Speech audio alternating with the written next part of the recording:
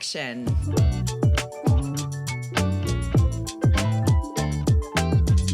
Happy New Year, everybody, and welcome to episode 51 of the Inside Real Estate Podcast. Today, we have on a very special guest, somebody I've known for a long time now, Robin Halpern. She's a realtor with Compass on the main line. Robin, thanks for joining us today. Oh, thanks so much for having me. So, for anybody who doesn't know you, give us a little background on yourself. Tell us how you got into the business. Interestingly enough, I was a pre-kindergarten teacher for years. That was my graduate degree, and eventually wanted to spend a little less time at work and more time with my kids, and moved into real estate just about 20 years ago. Wow. 20 years ago, huh? It goes by so fast. We're coming, February this year will be 20 years for us. Wow, we could celebrate together. I know. It's Party. crazy. It's like you look at it, it's like, oh, it's 10 years. Oh, it's 15 years. I'm like, shit. I know. It's like, man, where'd it go? I know. But yeah, okay, so you've been in the business for a while. So where did you start your career? You're with Compass now. Where did you start? I started kind of where almost everybody started, which was Berkshire Hathaway, Fox and Roach. I think they were just making that transition. I can say I worked for Warren Buffett, which is kind of cool at some point in my career. And I had a great experience there. It was a very different mentality there.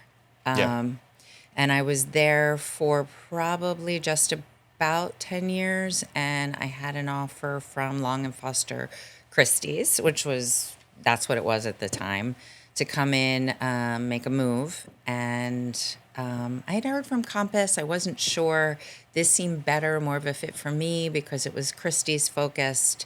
I did great business. I was there. I met great people. I think I met you during that period of time. I don't know if I could be wrong. Either you were just moving to Long & Foster, or were you guys both still at Berkshire? And then No, I wasn't at Berkshire. I think I met you through a job, coworker. yeah.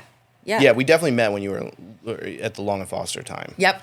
Right at the beginning, and that's when we kind of met. And Compass was just like a new thing basically back then. Right. Yeah, but now They had come once, and it was a no, and then the second time, I think it was the best move I ever made in my career. I fully drank the Kool-Aid. That's good. Yeah. Okay, so in real estate, some people do a combination of buyers and sellers. Some people work with just one or the other. Where do you live as far as? Whoever needs my help. Okay. Literally, I know there's a philosophy of like, I'm a buyer's agent or seller's agent. There's list or die. There's all kinds of philosophies out there of successful real estate agents. And for me, I'm a bit confused by it personally because my job is to help people sell and buy homes. So I never kind of put myself in a niche of one market or the other. Okay. Do you have any kind of specialty within what you do? Like, do you focus on any specific type of real estate, or? How much time do you have?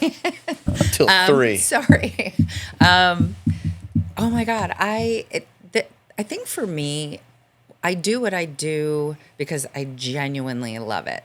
And when I say love it, I love anything home. I love interior design. I help clients with that. I work with architects. I work with one of my bigger clients, Ed Rudloff. I work a lot with him in procuring a great piece of real estate that he can turn and make it even better. I love working with the architects with him and having vision of what it could be. Even landscaping. I truly love anything home. And I think that's a big benefit to some of my clients who, incredible. They know where they want to be, but sometimes don't have the vision of what taking down a wall or, adding an arch somewhere. That's just part of it for me. Okay. So you touched on Rudloff. I've actually had some experience working with the marketing on some of his properties, and I know he does really, really nice work. And a lot of times, I know he'll do ground up. Sometimes he'll take something completely renovated to act on a second level, all those type of things. Talk about Mr. Rudloff, is he the first person that you've dealt with that type of relationship in real estate? Yes, and you can turn around and look at this room. This is all done by Ed. Oh, Like wow. Ed had the vision here, built in bookcases. Actually, we kind of did it together. But we had a property. We're a blended family. I went from 3 girls to 6 girls. Whew. We're halfway through the weddings. That's why I continue to work and work hard. But Ed renovated a property that was like a newer home and gave it charm. He brought in moldings and older floors, and we worked together to take something that was more of a vanilla box and give it all the elegance of something you might see on the main line. And then the home that we're in now, when we downsized this home, we did the opposite. It was built in 1910, and we brought it back to where it was before. I went to the Historical Association and looked at the original pictures. Hint, hint, this is what I'm saying, where it's being a realtor is everything home is what I'm interested in. And I do that for my clients too, Yeah. Maybe there's something special about their home. I can go help them find out. But we found out that this home, like the room that we're sitting in now, the floors were hidden underneath layers of tar and carpet. But we saw from the original plans that there was limestone, this flagstone here, and Ed figured out a way to grind it down, and ta-da! So this is the original floor? Original floor. Very cool. Yeah. Yeah, no, this house definitely has some charm. So talk a little bit about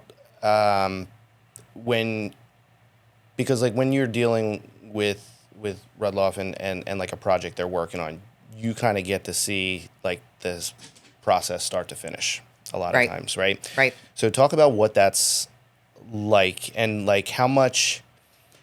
I know some people that do what he does will, not that they're going to make a decision 100% based on what you say, but they do value a lot of times the input. So what's it like working with him, like when, over the course of a project? It's great. He's very open to suggestions, and think about it. He's willing to see a vision, but needs an agent to say, hey, what can this house carry? Like, what's the out cost if we create this? Is it worth raising the ceilings? If I'm going to take off the second floor, is it worth raising the ceilings on the first floor? Or can I leave it as it is and just go higher on the second floor? So it's we always have those decisions, but my dogs are barking for the neighbor. It's always those decisions that he has to say, what's the most I can get for this house? Do I over improve it or under improve it? So that's actually like a nice segue into just like normal real estate transactions. Like if you're helping somebody sell their house, right? You have like where you're saying that, Ed can build a house, he can do all this stuff, and he can have this vision, but like part of the conversation with you as the realtor is like, hey, does it make sense financially to do this based on the market? Right. Right. But you would do the same thing with somebody if you're going to be selling their house, right? You're going to. Oh, yeah. Because it's like, hey, are there repairs or things that we can do before we put it on the market? But is it going to benefit us, number one, and is like the return going to be there? That's like spot on the biggest need that I've experienced with sellers, right? Because they'll come in and the majority of them will say, okay, I'm going to repaint the whole house, or should I redo the backsplash, or should I? And my answer is really market dependent. If it's a seller's market where inventory is nothing here now, don't. Your house is so in demand. Don't spend money that, put in a backsplash that may not be for the next buyer or someone who wants to rip out the entire kitchen anyway. So you don't understand, your ROI. If it's a buyer's market, maybe there are things that we can do that will make yours stand out, maybe a little bit more curb appeal, something like that, but really market dependent. But it is, to me, if I were selling my home, that's the most important thing, is having a realtor that understands where you put your money to get ready to sell. And sometimes it's literally just decluttering, restaging, and a fresh coat of paint. You don't have to do a lot, but really market dependent. Okay. So if you were selling a home right now that it's in good shape, it checks most of the boxes, doesn't really need a whole lot before it goes to market, what are a few things that you would put on a checklist of, hey, these are things that regardless of what home I'm selling, these are things that I do in getting a home ready for sale? I bring my magic Peter through. Wow, that didn't sound right. Yeah. Cut. I have a wonderful gentleman named Peter, and Peter will walk through. Are we going back to bloopers again? No, they're built in. Okay. Well, with me, we're for sure. I have a wonderful handyman who will come through your home, and we do this together. And it's more, you'd be surprised. It's typically not a lot, but it's a caulk here, fix the paint here, make sure that whatever we're covering up is cosmetic, not that there was a leak or something somewhere. We're not doing anything like that. Changing switch plates, sometimes a light fixture, a simple light fixture, fresh paint, cleaning the floors. Sometimes it's resanding the floors. I mean, gosh, I've replaced just doorknobs to something black and resanded floors in a house. Sounds expensive. It's not. And the house went into multiples where I'm sure it wouldn't have if, people just need to see something that looks a little bit more current because they don't know the numbers. I mean, they're going to assume that redoing a floor is $10,000, $15,000, $20,000 when it isn't, but they're going to add that and tack that on to the cost of the purchase price. Okay. If you can alleviate that. So I don't know. It's fun. I love doing that too. I love literally physically restaging people's homes. I will push sofas around. We did that, right? Do you remember? It was the house that we had in Villanova. It was an ex-football player. Oh, that was a fun one. But yeah, we got it done. Yeah, we sold it in 2 days, but that one was like that was a big ass house. How about that room? Do you remember that? The one with the like. It looked like a family ballroom. Yeah. And I'm just reorganized the furniture. Yep. I went through, put a bunch of stuff away. I mean, sometimes we'll bring in cleaning services and just that and a little bit of paint. It's amazing. I mean, the people that live there are like, wow. Yeah. Why didn't I do this while I lived here? We have history, Betty. I know. We've been through quite a few. The first time I met you, do you remember? So I was doing content with Josh. Right. And it was your listing, and we came over there and did like a mini vlog of like you showing us the house. It was the one, I think it had the corn crib in the back. The what? Wasn't it the house that had the corn crib in the back? The corn crib. Yes. Yeah. Yes. So that was. That was a great house. Yeah. In Villanova, and that developed. Oh, right. Yeah, that was that corn crib thing always stuck with me. I don't know. It's like every time I actually shot a house that had one of those recently, and I thought of you the second I saw it. How many houses do you shoot with corn cribs in the back? Probably, including yours, 3 all time. Shut up. And I've shot thousands. Wow. Yeah, so, I mean, usually they're just kept as, like, a historic, thing that comes with a lot of houses. They're not a thing today, really. No. I don't, but, exclusion corn crib and rear when you're shooting a house on the market. But that's random. I like that, though. Yeah. That's what Lower Merion's about. So many of this there's so many neat historic things around here. So your service area is what? Philadelphia, the main line, and general surrounding areas, right? Yep. My biggest sale ever was in the city. In the city? Mm-hmm. Wow. Yeah. Talk about that. Give us the rundown on that one. Place. It was so much fun. Sold it to a Philadelphia Eagle. I don't know. I'd go Birds. Yeah. It was on the market for, I think, on and off for 10 years. And it was, think about this, 6,000 square feet, 1-bedroom home. And it was made to look, it was almost like a Calder statue. I mean, it was incredible. It was all steel beams. It was built by, there was a lovely woman, and she was French, Parisian, still a really good friend of mine. We became fast friends. She lives in Paris now. I go visit. But that house was built also by an artist and had inside space, outside space, but it had only movable walls.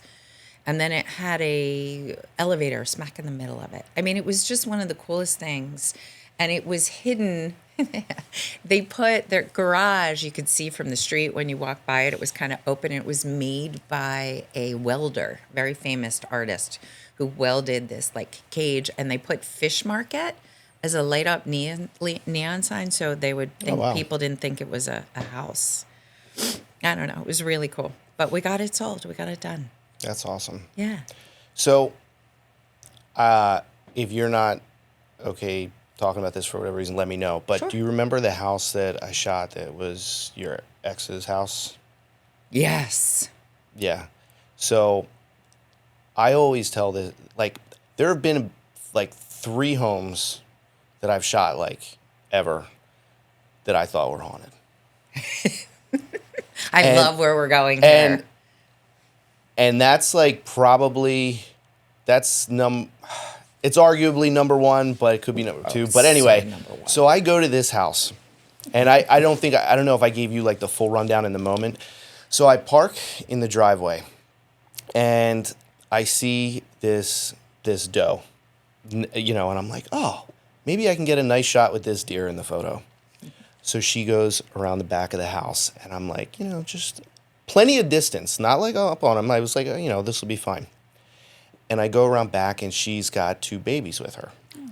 And they're like, feeding off of her at the time. So I'm like taking it still pretty far away, and she hears my camera and walks me, like whips her head around, looks at me, and then starts walking me down back to my car.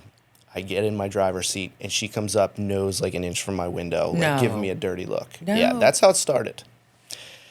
So I had to wait for her to, How do I not know this? Cool off, and she walks around the back of the house. So I go in. I'm having trouble finding, getting the lights going on. So I think that's around when I called you, and I said, "Is the power on?" She's like, "Yeah." And it was giving me a hard time. So light switches that I originally turned on that didn't work started to work. Oh my God. And I was like, I was kind of half joking. I was like, he's not still with us, is he? And you're like, well, he didn't know. And I, no joke, I felt it get cold in that house, like right then. And I'm like, what is going on here? And then there was this one fly that was following me around, like it was like parrot on my shoulder for like the whole time I was there. And I, the greenhouse thing that was in the back. Yep. So that's the back of the back right of the house. And I go in there, I'm shooting that, and I look over and I see the 3 deer in the back. They didn't turn to look my way. I'm like, there's no way they even couldn't hear me, probably, whatever. Right. So I'm just about done. I'm like, I can't wait to get out of this house. Although it was pretty cool with the beetle and the thing. That's probably one of my favorite shots. Yeah. And so I go back to the front of the house, out the way I came. I walk back to my car. And as soon as I see my car, mama deer and the 2 babies, one on each side, are standing right next to my driver's side door staring at me. Like I said, this is like maybe a minute earlier they were in the back of the house. Do that. They don't get that. I know. It was like, it was crazy. And I'm looking at it, and I'm like calling. I called my brother, who he hunts, and I'm like telling him the story. I'm like, am I going to have to throw down with these deer right now? Are they going to attack me? He's like, I don't know. So I'm like, what did you do? I hit the panic button on my car to hopefully scare them away. They didn't move. So I'm just like, eventually they, walked away. But they wanted to let you know, I don't want you here. But how did they know I was leaving to be waiting for me in my car when they were just out back? That's what the whole thing is really eerie. It was crazy. anyone would say that. Well, the history of that is, I mean, wonderful family, a lot of loss in that family, in that house, but, filled with people that were probably very attached to it. And so that would make sense to me, very protective of what, it was the old Hires Root Beer Estate. So there's a lot, and that was the main house. And then it was sold off. The properties around it were sold off. There was 2 entrances. You can come in from both sides. Like, It was a cool property. it was sure. super cool property. Someone bought it, and I think it's for sale right now. It's been for sale for a while. Some renovation to it, but Maybe they had. I don't know. Wait, experience. can I tell you a crazy story about Yeah. that house? So we were just about to list it on the market before you came in, and I get a phone call from the neighbor. I mean, and it needed, just some, to pull up some carpets and just kind of give it back some, something. It was a complete redo, that house. But crazy, there's this random thunderstorm that comes in, apparently, that sat very specifically just in that area. And I get a phone call from the neighbor down the long driveway that lightning struck the massive tree next to the house, and the entire tree fell through the roof. And all you could see the branches on the first floor because it was like the back staircase, and the branches had fallen all the way through. That tree stood there. What are the chances that lightning strikes the tree to stop the sale of the house? And the people that were going to buy it didn't buy it because they wanted, a ton of compensation for, what was going on. Either way, yeah, now I'm looking back So it's at not it. just me. No. What are the chances? I mean, nuts. I had never, the other closest story to a haunted situation Yeah. was a feeling, but that when stuff was happening, I'm like, oh man, and I'm here by myself. Get me out of here. I don't know why I wasn't there with you. Sorry about I don't know that. if you were in town. I don't think I could have protected you. I'm not Here, you go first, Robin. Unless I'm Dr. Doolittle, I could talk to. I think this house, I don't think it's haunted. I think my ghost is benevolent. But just when we first got here, there were so many weird things that were going on. Just really weird things, like the front door, which is really heavy. And I had my hands full, and it opened. And I thought it was my husband. So I was like, thank you. And there was no one there. There was a whole bunch of weird polite. stuff. Chivalrous Not ghost. for a long time now. I don't know. Oh, that's cool. So, I've noticed that you've been doing some renovation stuff for properties you've Yes. owned, right? Yep. So, And others. I do it for others now. oh, cool. Yeah. So, talk about that. So, was your first one something you did for somebody else? Was it something you did for yourself? So we did a ground up build when I was married to my kid's dad, and it was super fun, super stressful. And I think just started to kind of come into my own of understanding space and what it would be and what comfortable feels like. And that house, I decorated in, I mean, it was very typical of the time, but heavy gilded Italian gold furniture. I know what you're talking Everything was super French, antique gilded stuff. I giggle because it's already starting to come back again. I don't know, 30 years later, 40 years later. But then I guess and then more importantly was I just fell in love with Disney. My mom is always, from a little girl, she was toting me around to Lord and always to the home section and decorating. It's her thing. So it was always part of it. And I'm kind of proud to say, I think my kids, it's made its way down to my girls. They love doing all that stuff and decorating. Yeah. I'm doing it now more for family, working with, I have a builder, renovator guy that I work that's not Ed, different price point for my nieces and nephews. And it's amazing to watch happen. I can tell them everything I've learned, things that worked, things that didn't. It's where things fail. That's really the biggest gift. How hard is it to do? Now, so these aren't flips. These are just No, reno projects. Renos for clients too. Okay, cool. Yeah. So do clients approach you for that, or do you run into like scenarios where like something needs to be done? You're like, I can help with that. I've been approached to, where someone has said, hey, could you come down to my condo? I just want you to lay it out and pick out some things. And it's just, I don't know hourly fee. And I'm too busy in real estate to do that. But for clients that I'm already working with, for clients that, I just sold them a home and they want, I have I owned a store. You remember the Kindred store. Yeah. So, we had done a piece on that, and that was great. I did that with my daughter, which was super fun. But I just did the home part, so I was able to buy get things wholesale. And another thing that really had me fall in love with home, and the right pillows and the mix of stuff. So I can extend that to my clients, and I like doing that. Awesome. Yeah. Do you remember when we went into the one room? I think it was the room that had the baby stuff. You had some peel and stick wallpaper. Yes. In Kindred. It was peeling off the wall. Yeah. I didn't even know peel and stick wallpaper existed at that point.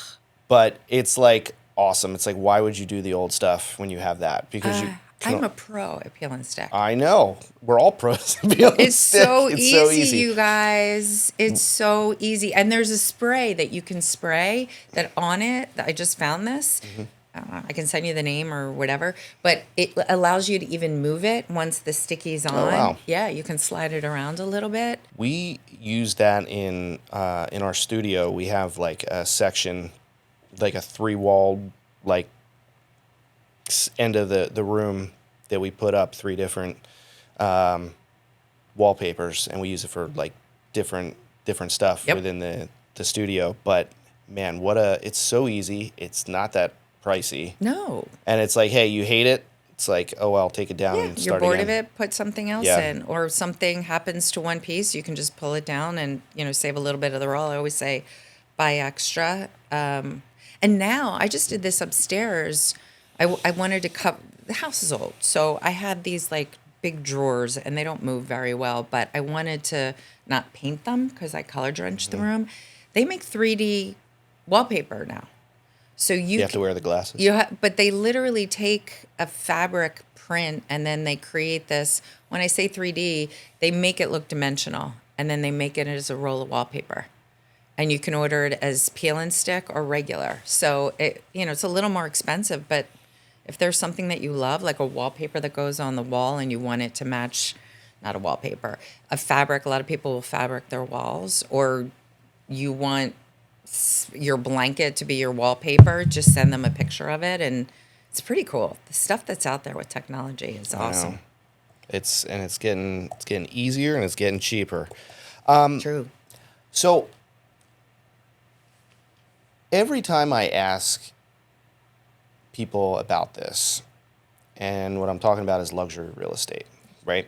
Yep. A lot of them always talk, it's a price point this, it's a price point that. Very few of them look at it deeper than that. And I thought you would be a good person to ask this to. What, obviously luxury comes with price tags, but aside from that, how would you define luxury real estate, and like what is entailed in selling it? It's a really good question. And I was on a Zoom podcast sort of once talking about exactly what this is. And I think you need to separate real estate from luxury. And let's talk about luxury. And what I tell my team is spend some time, if you're going to go to, Four Seasons, Ritz-Carlton, how are you treated when you're there? Like, notice the way they take your car. Notice the way that you're,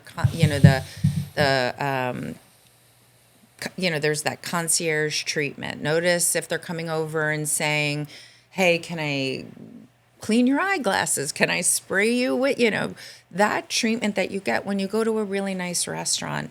You need to stand on the other side of that to truly understand what you would expect if you're paying X amount of dollars, or so that you understand what luxury means. Now, luxury real estate, when people, it's just kind of assumed that there's a price point to it.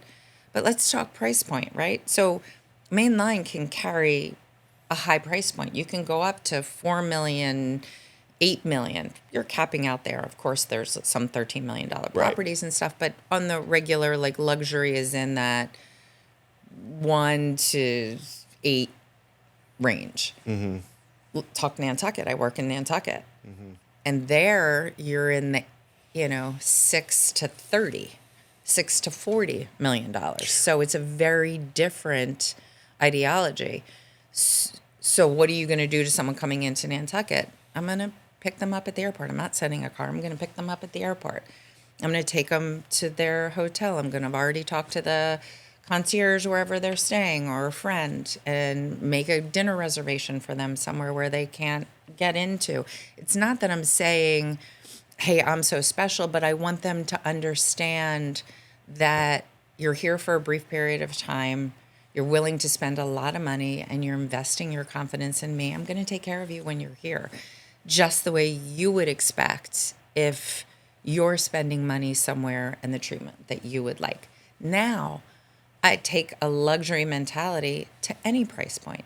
There's no reason that a first-time home buyer that says to me I have a $450,000 budget doesn't deserve the same treatment.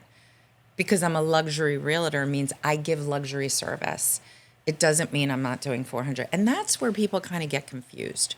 I think some agents think, well, if you're not really spending a lot of money, either I'm going to hand you off to somebody else, maybe someone on my team, or refer you to someone.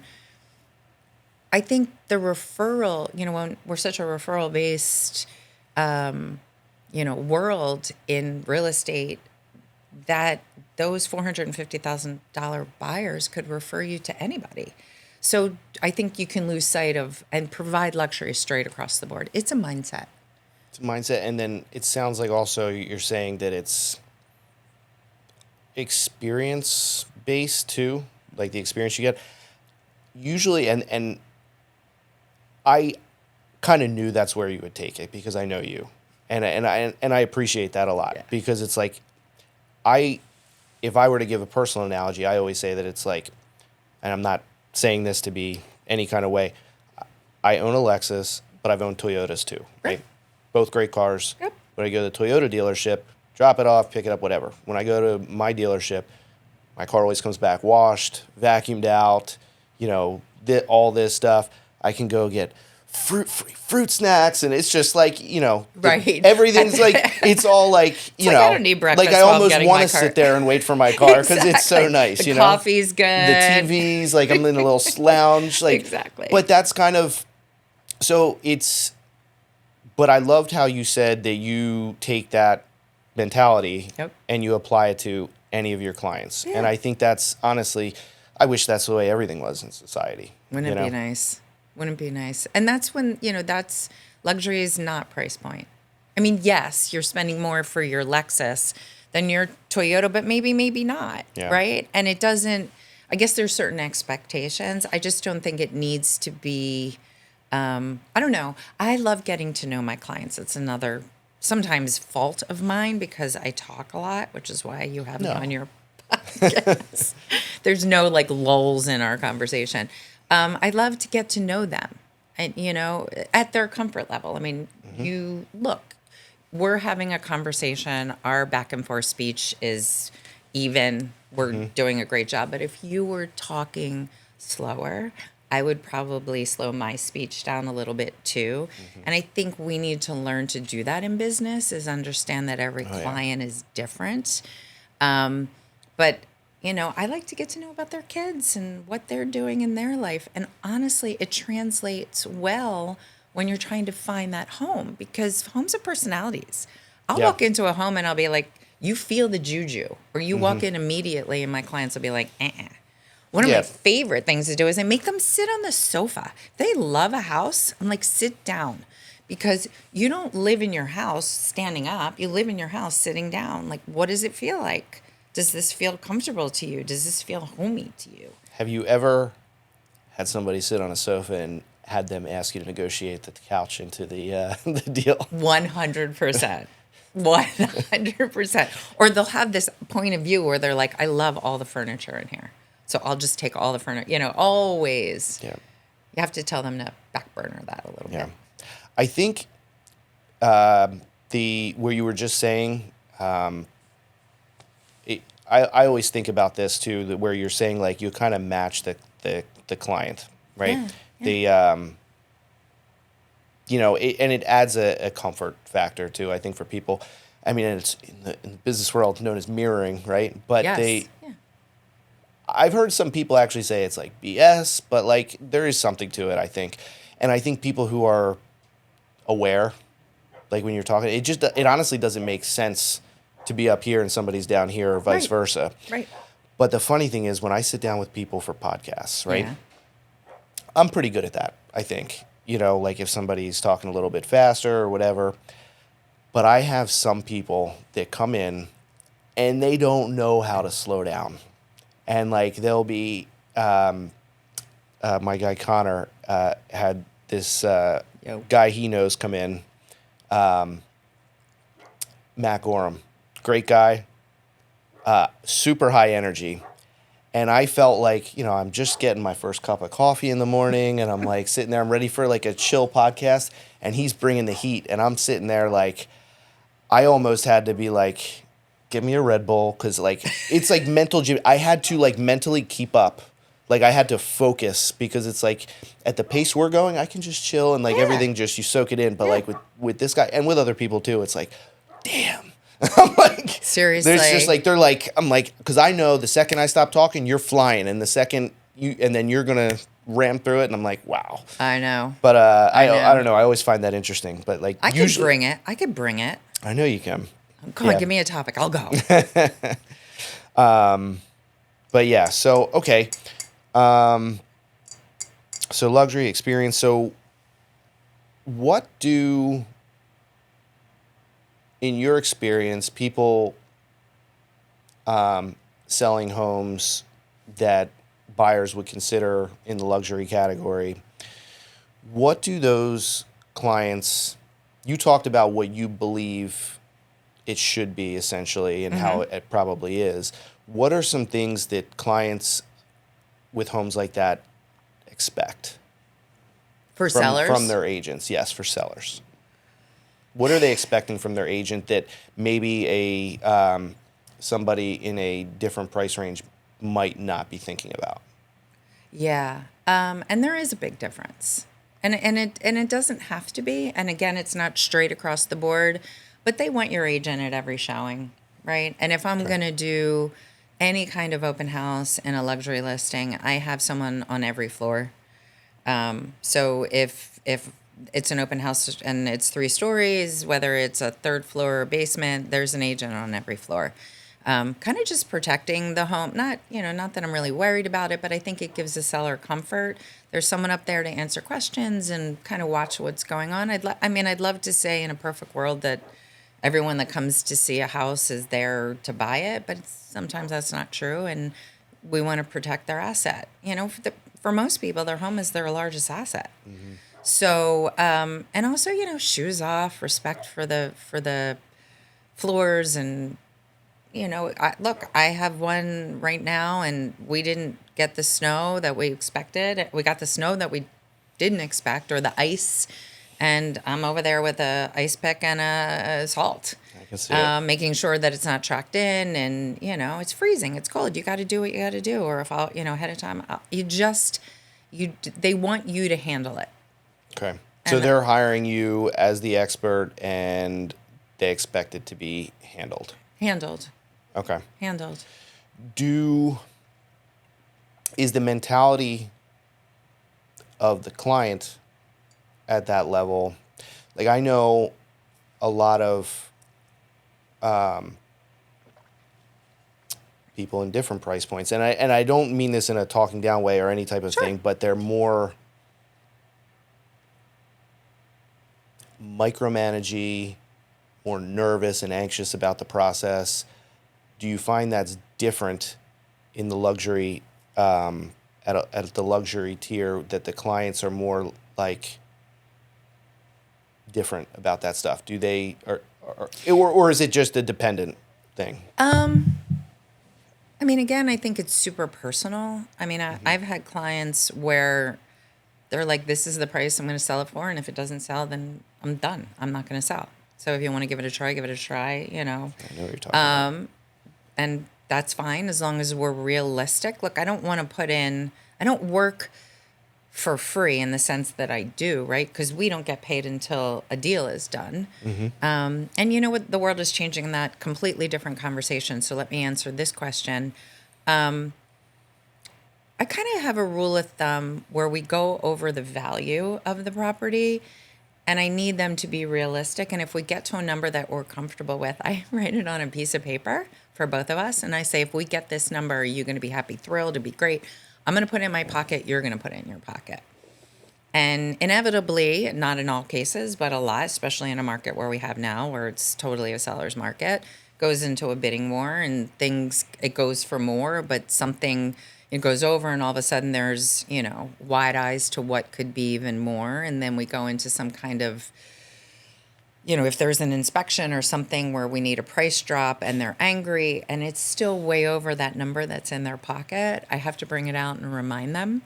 Remember how happy we were? The one other thing when we're talking about luxury real estate, when we were talking about home prep before. Yep. Right? And you said it's like it depends on the market. Like if the market is in the seller's favor, you probably have to do less, but you want to do the basics and make it presentable.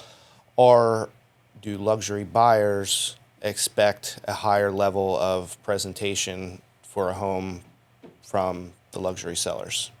Do you have to do more? I mean, I think the luxury homes are inherently more beautiful, not necessarily more beautiful. I don't want to put anything down that's not luxury, Right. but they're inherently, because they're worth more, they tend to carry the weight of the price in and of itself. The difference is, and this is a really big difference, and I say this a lot, there's a difference between house and home, right? Fair. So let's talk about that. If you're selling your house, it's no longer your home, and the buyer wants to see it as a home, right? So take away the personal pictures, take away everything that makes it feel like it's somebody else's house, so that when buyers come in, they see a home. Yeah. And, that's a big shift in philosophy. It's no longer your home. Even though you're living there and you own it, Yeah. if you have it on the market, you're selling your house. Yeah. No. And it true. needs to look like something that someone else wants to move into, Yeah. not that they're coming to visit you. No, I mean I think that's it is a big thing, and I think some people, it's funny. I go into houses and they're like, can we move your trash can? And they're like, what? People live here. People expect to see a trash can. I'm like, no, get it out. Exactly. But it's like some Exactly. people, that's a switch that a good realtor helps the client flip. Yeah. And You know? I have those, all the important conversations I have right from the get-go. Yeah. I mean, we're going to sit down and have a really clear conversation. And if that sounds agreeable, let's all move forward. It's, I want it to be smooth. Transparency is so important. And also morality is important, because that's a word that got lost in real estate. I mean, my husband was an attorney and I was a real estate agent. I mean, what is every joke about what people want to see at the bottom of an ocean? Yeah. The two least trustworthy people. So you fight this idea of being out just for your commission. Yeah. Or, you're not doing, there are times I'll do things in my own demise for my clients because it's that important to me. My reputation and being moral and being transparent is so lost. And in luxury, it's required. Yeah. I mean, if I hear one more person say I negotiate for a living, all my clients, a lot of them say that to me, I know what I'm doing. It's different. I couldn't go in and negotiate as a lawyer. Right. I don't know. Let's switch over to negotiation for a second. I hear people say Let's all the time. negotiate. Yeah. But here's Do you the want thing. my dog? How much you willing to pay? For this one, He's been in every single thing we've ever done. I can't together. afford him. Yeah. All right, Chase. I You see on the $1 million listing shows Yeah. and all those type of things, like they portray the negotiation, and I believe it at like those levels there probably is that. But on your average sale, even $2-3 million, there's no hard. I'm sure there's outliers, but for the most part, there's not these hard ass negotiations. No, Like where people are being hard asses, because I don't feel like if you're selling a $100 million thing, like those people are hiring you because you better be good at that. But it like these price points, the agents are just relaying messages a lot of times. No. I beg to differ. All right, well, prove me wrong. Okay, here we go. All right, people, you ready? I can give you one really big instance of a house that was maybe $2.5 million. Seller and buyer went through negotiations, which I haven't done in years because everything sells at asking or someone's willing. I can't wait to go back to that. But they get through, $2.5 million house. They go through inspections and they're $10,000 apart and nobody's moving. And they're like, kiss my behind. The other one's kiss my behind. We're going to find something else. And this is when agents sometimes come in and say, let's split the difference. We'll put that in as part of our, commission to get the deal done. And then they finally negotiated it, but he took the washer dryer that was supposed to be left. Were we going to sue? I can't tell you how many times at huge prices, egos get involved. Oh, 100%. I think So what's your point? Did I miss was it? saying no. I think what I was saying, I didn't say what I was really trying to say properly. What I meant was that it's like it's a lot of times it's like the negotiations and the people who are good at it are the ones that are getting creative and figuring out how to keep the thing together. Yes. When you do have those egos. Got it. But it's not like the TV shows where the guys, like, they know that this is what it is, and it seems like they're almost like pre-negotiating before they talk to their clients, and they're taking like liberties and like, hey, I know my client will take this, but I'm gonna say this, and it's like, at least where we live, I don't think that game gets played like that. Not at the. You can. It's technically illegal. Like, you can't offer something you haven't discussed with your client first. Right. But I think it's like the best negotiators, Those shows are fun. People love They watching are. them. And there's great personalities and they're fun, but it's not really real world. Like, I was just I just was in a bidding war for a house that had like 400 people looking at it. And there was a guy there sitting on the sofa who made a comment like how agents are so overpaid for the nothingness they do. And I was like, ho. Like, I've had people I'll do this for everybody. I'm selling my neighbor's house down the street, and poor woman got hit by a car. And her nephew would have come, so he stayed with us for a week, and we emptied out the house together, sold everything, got rid of the books, and I delivered them everywhere. It's like yes, there are deals that you put in an offer, you get it, and they settle quickly, but you might have been working with that client for a year. There's no guarantee you're ever going to get paid. They finally get another job. You can't get that money back. Volunteer And what work. we do, to your point, is that bridge. Is the first thing I do, I have a conversation with another agent, because sometimes agents are like, I want to fight. I want to win. Well, winning is meeting of the minds, right? So I'll say to that agent, like, look, we're the bridge. We're far apart here. What is it? Everyone needs to kind of get something, how do we bridge the gap between your buyer and my seller? What do we need to do to make this happen? And that's like so many legal fights get settled right before they go to trial. Right. Because somebody, I know I keep using that as an analogy, but the idea is to bridge the gap and make everybody happy. Sometimes it's, maybe not the amount that they had, the paper that I had in my pocket, but pretty darn close, right? Yeah. Or slightly above. They had a chance for more. Whatever. You always have to, it's work, and it's understanding personalities, and it's being there for them and them trusting you. It's such a relationship job. I always say that the agents a lot of times really earn the paycheck once you're under contract. Oof.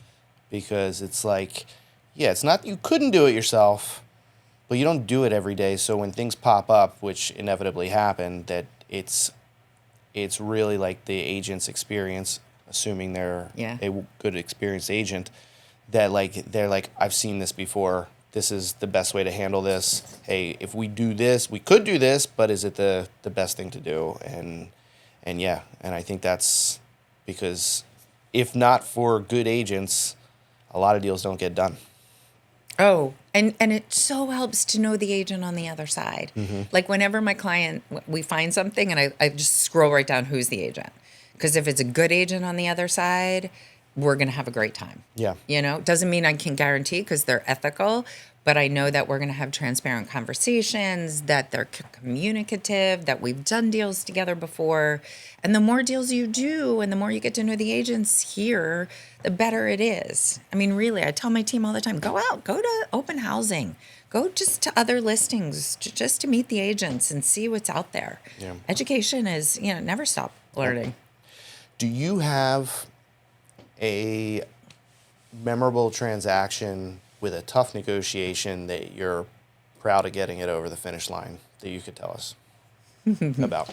Many. Okay. Many. The one I think I was most proud of is my biggest one, which was the one in the city. That was only because I was dealing like with this. The buyer was like 19 or 20, right? Like Bitcoin? a professional athlete, and he had his manager, and so I had to deal with the manager, and then then they had an agent, and there were so many cooks in the kitchen.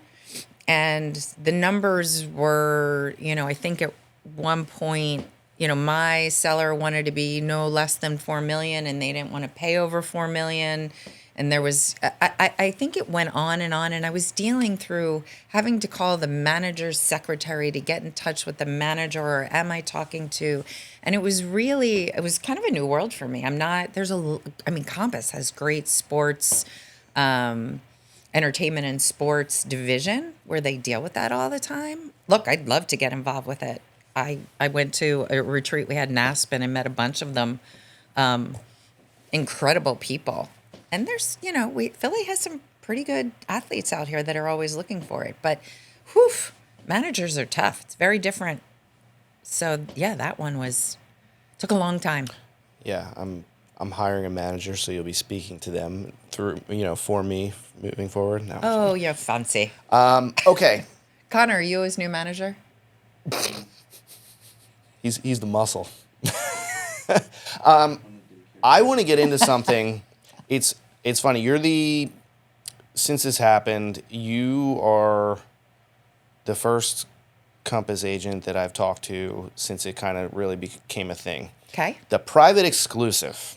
Yes. And if you're not a Compass agent, Yep. they're all talking shit. Yep. Make it make sense. Oh my God. Tell me why it's a good thing. It's incredible. Well, before we say why it's a good thing, explain to us what it actually is. Okay, so private exclusive is part of Compass's 3-stage marketing. Oh God, I sound like I'm a teacher. It's not. It's just really clear, right? Like agents don't have a magic 8-ball of exactly what the price your house should be, right? And there's so many times as agents, you go into a luxury listing and they say my house is worth $4 million, and it's worth 3.2 on a good day.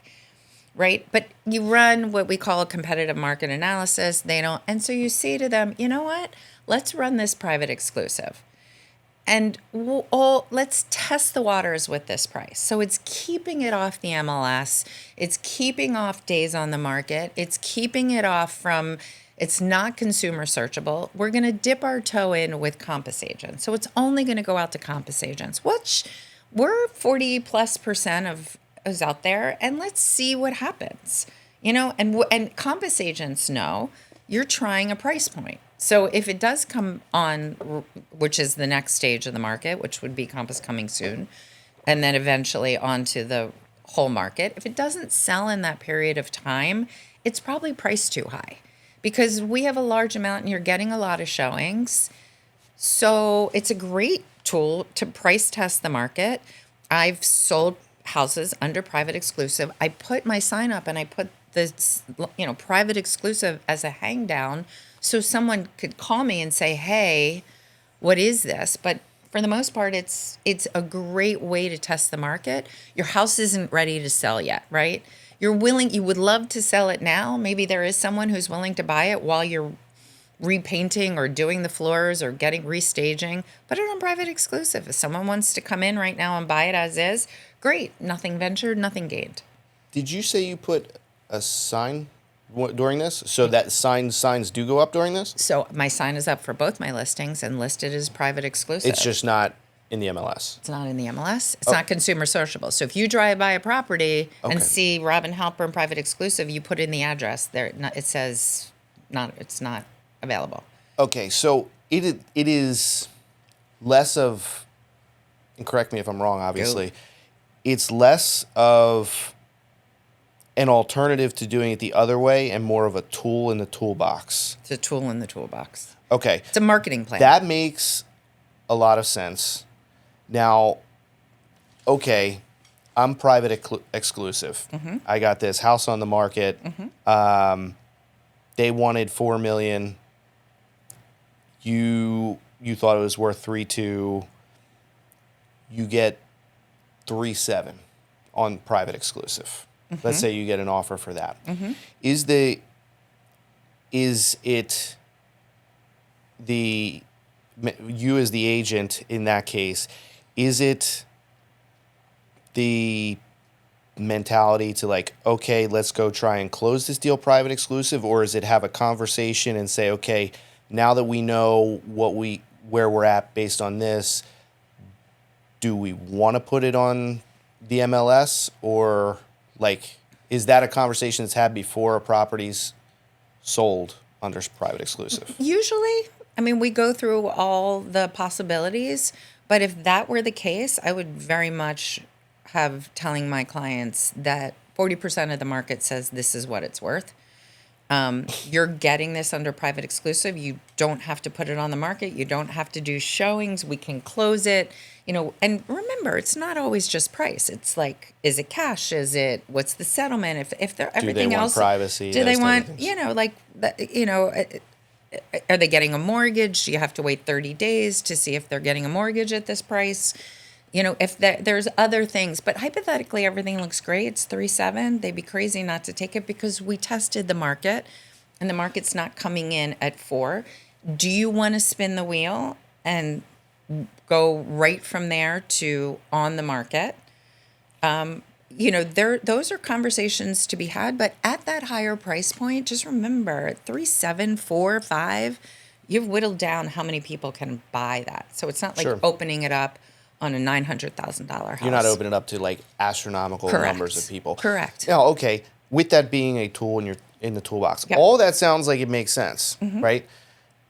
But and I'm gonna, as we go through this, I'm gonna devil's advocate based on what other people think, right? Bring it so when you go into a listing appointment, with that being a tool in your toolkit, is that something, even if, let's say you think it's worth 3.2, they say they're comfortable with 3.2, do you then say, let's just throw it, let's go straight to the market, or is the private exclusive always brought up when listing? It's part of my 3-stage marketing. Okay. There's no reason not to run private exclusive for a period of time.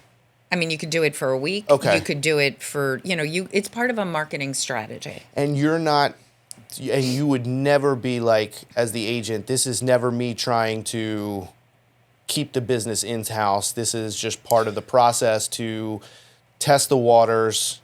And then if we do get an offer, we can decide if we're good here or if we want to put it out there. So let's look at it 2 ways. Is it better for Compass, the company, to get both sides? Yes.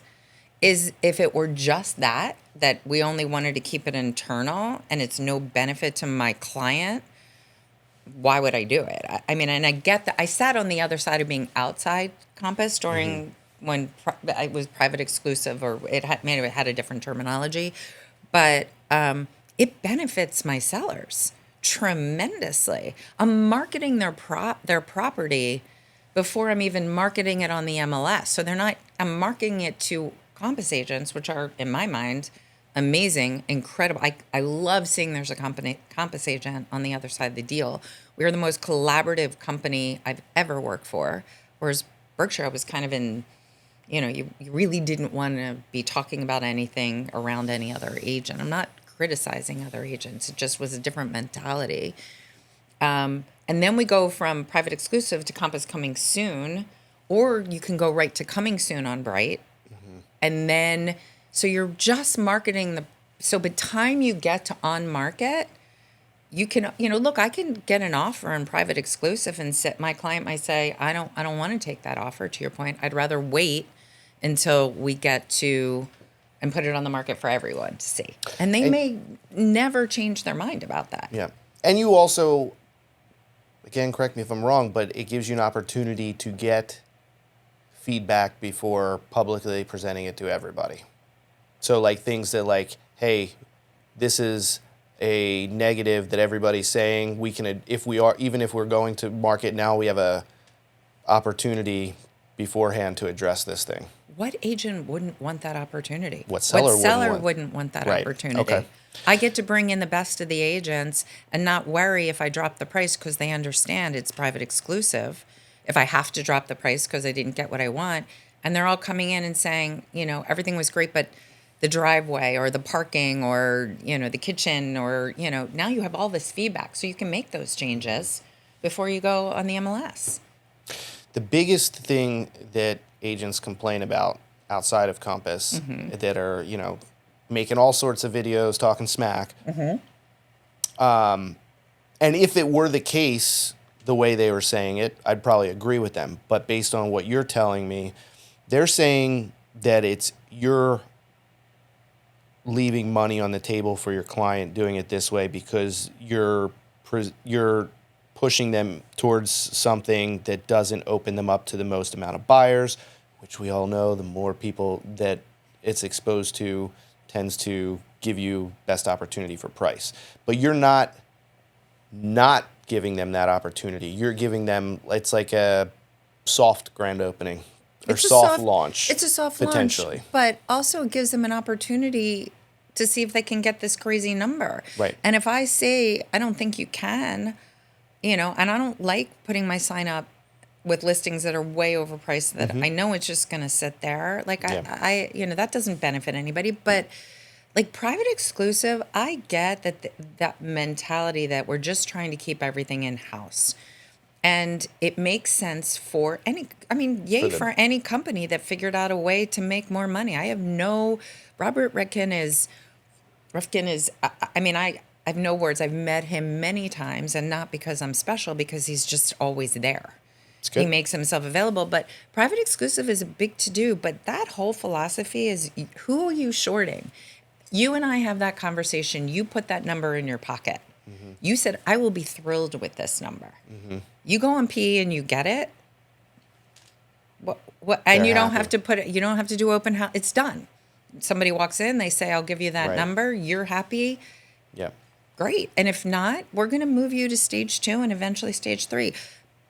Private exclusive is not meant, in the way we're trained, is not meant to specifically sell out of pride. It's a marketing strategy.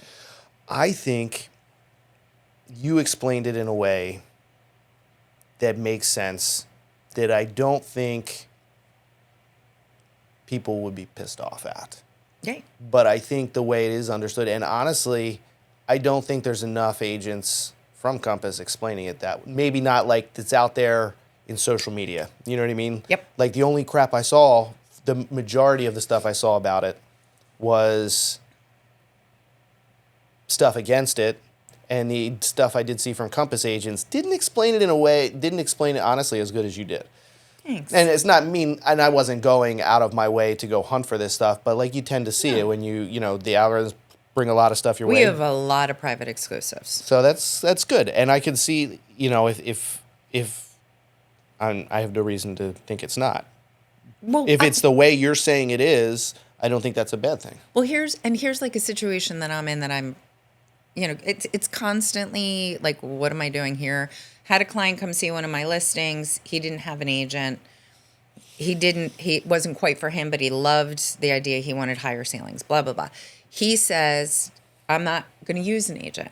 I like being able to walk directly to the agent on the other side. I think he thinks that it gives him a step up because that agent could get both sides of the deal. So maybe that agent would be more inclined to push him through.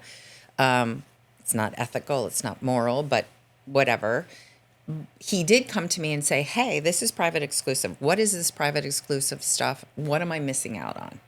I explained what it was, and he said, I'll use you to bring me anything private exclusive. If you get it, I will use you as my agent because there's a lot of things I can't see just without you not using an agent. I gave him a million reasons why he should use an agent, but doesn't matter. So my question is like, do I call him and say, hey, I have a private exclusive. I'll show, if you want to see it, I'll show it to you.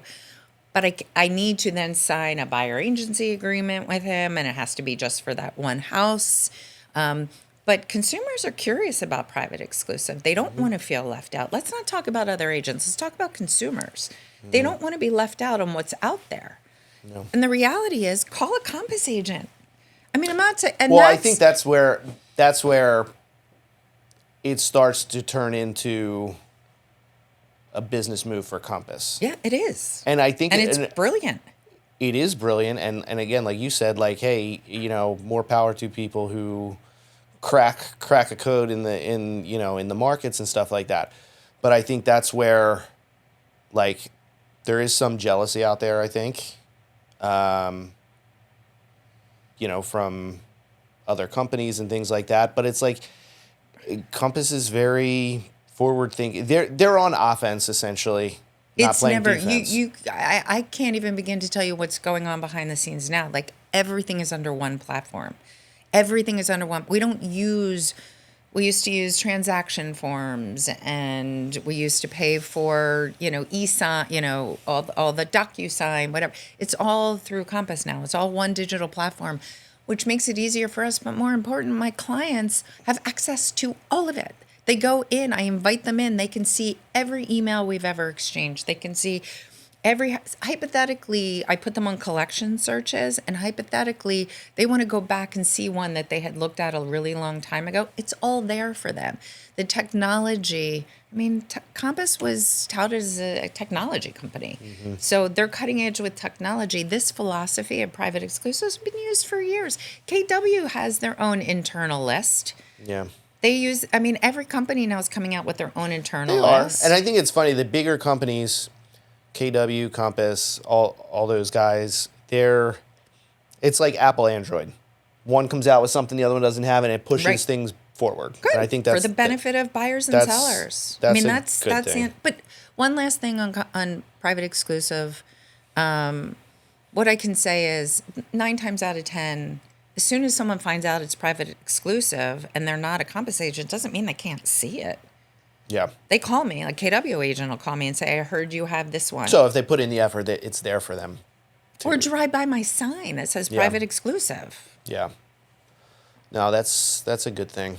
If you're a good agent, you're going to know what's available. Private exclusive, all the other agents know. If I were to get my license again today, I was with KW and I had my license, I would look at them. I would look at, and probably Compass. Berkshire is not, I never resonated with them. Yeah. I think they have a lot of great agents, but yeah, so. A lot have moved to Compass though. Yeah. But I think, I don't know, Compass has that cool factor for sure. Cool. The retreats are. Yeah. Whew. They have that, and like if you really are trying to position yourself for anybody, but like that luxury look and feel, the style of it. You have to be a luxury agent to be there. You have to do a certain amount of GCI to be there, and you have to maintain that GCI. Yeah. But it's, the information, the classes. I feel like, again, I told you from the beginning, I drank the Kool-Aid. I have so much, everything at my fingertips that I could possibly need as an agent. And every day it's even better. Okay. The AI it's chef's kiss. That's a good thing. So let's not take it from the angle of why somebody should work with you, but let's take it from the angle of like, if I'm buying or selling a house, what I would want to work with Robin because of this. If I'm looking for these things, this is why I want to work with Robin. We're going to have as much fun as we possibly can in a very stressful situation. And it is my job to shoulder the stress. It is my job to handle all the little ins and outs and let you guys focus on either finding the next home or getting ready for the next home, whatever it is. I remember when we first started, I was your real estate concierge was my tagline. I'm sure it's still around somewhere, but that's literally what it is. 20 years experience. Look, there's so many great agents, like incredible agents. I have lived here my whole life throughout, this is my home, raised my kids here. And I do it because I love what I do. I love what I do. Everything home, kind of full circle to the beginning. And I think that I don't know, I think I've earned the respect that I have now. And I hope that that kind of comes through when I speak to my clients and they see me interact with other agents. I think that's something that's hard earned, I agree. I mean, Agents can be tough. Agents can be tough. And I'm saying it because I mean it, I think you are very humble. You're always pleasant as hell to work with, in and out of transactions, but also you're kind of like a heat-seeking missile when you have like a goal in mind. I like that. Like you're kind of, even outside of real estate, that you've had projects and things that that you work on, and you're always very invested in giving it 100%. My board, my young scholars charter school. Yeah. I'm on the chair of the board of that. They're my babies. And I'm so glad you brought that up. I did want to bring that up because it's not just a you thing. You brought us in your fold on that, and I saw the value in what you were doing with young scholars. So can you talk a little bit briefly about Well, first of all, thank you. For the first year you came in and created that video. So thank you. We young scholars charter schools in inner city charter schools. We were the beacon on the hill for a very long time. My husband actually sat on the board with like Bob Fox, some very big heavy hitters. When it first started, and they fell in love with it, and they opened one in Trenton, and they opened one in Washington, D.C., and we ended up all kind of separating, becoming our own board, because our students come from over 60 different zip codes. I would say about 58% are food or housing insecure. A lot are coming into our school. We just added 5th grade, but they're coming in at least 2 grade levels behind. We want to make sure they're fed and they're dressed, and our kids are just incredible. Philadelphia doesn't provide public transportation, so you'll have a 5th grader get on a trolley and a bus and walk to school. It could take them an hour and a half. I mean, it's scary. Which is crazy. I want to feed them. I want them to have a good, hearty meal. I want them to have mental health care. I mean, they're witnessing mom hurt dad or something terrible, and they come to school without the support, and we're working really hard to give that to them. And I took over the board about a year ago, and it's just been phenomenal, and they're my babies. And I don't know, I think real estate's great. It's all wonderful, but it gives me the ability to also give back. And I just think that's so incredibly important, especially today. We ran into an issue when they were going to take away the food, the SNAP benefits, and we were trying to we were putting every child on uniform because we wanted to even the playing field. And we were I raised the money to be able to pay for all but $75 per family, and it was just too much for the family. So we did a second raise, and we're able to cover it. But let's not forget we live in luxury, but there's a whole other world out there. So it's amazing the dichotomy between the two worlds. Walking Yeah. into a $5 million house and Yeah. someone who's sleeping on the street. Yeah, 100%. And I remember when we went in there, I was amazed by like some of those kids are freaking bright as hell. Right. Like they're just like you're amazing. Like getting to experience some of those kids. The handful of teachers and administrators that we met are amazing, and like I think those kids are super lucky. But down to like the fact that the kids are getting on public transportation to come to grade school. Yep. And we've seen some of the things in the news in recent times. Yep. It's like little kids should not have to do that. No, a fifth grade little Yeah. girl getting on 3, but sometimes mom's handing them mace or something. I mean, I understand why, but like you can't get to school with that. I mean, it's not that the school isn't safe. It's amazing how gentrified, but it's still not enough. We just don't have enough No. to give them what they really need. And we look at the way it is in the burbs and everything, right? And we get, everybody's got a big yellow school bus to get on and all those type of things. And we take it for granted. And it is, when you compare it, it's a huge luxury. But honestly, it shouldn't, I wish it wasn't a luxury. In my opinion, it's just the way it should be. 100%. And I wish that those kids had that. And it's, and it's amazing the work that you're doing and the board and everything Yeah. is doing. And, Great board. and we were super happy to be a part of it. So Yeah, thank you. small piece. My goal for the school is to get everybody on a bus, so it's safer. I just Mouth want to God's busing. It's working on Anyway, it. yeah. Working on it. Thanks for bringing that up, Brian. Yeah, thank you. Okay, and then the last thing, we ask every one of our guests, send us off with a positive message to the world. I don't know. At the end of the day, I feel like home is where you come to. I just want to go home, or there's no place like home is so cliche, but we all know it's true. We're sitting, and wherever you are, if it's that person that you're with, whatever it is, I hope it finds you great comfort. And if there's anything that I can do to bring that piece of that place of home, of comfort, and I don't know, solid foundation, I would be thrilled to be part of it. All right, that's it. All right. Not too bad, right? No, that was great.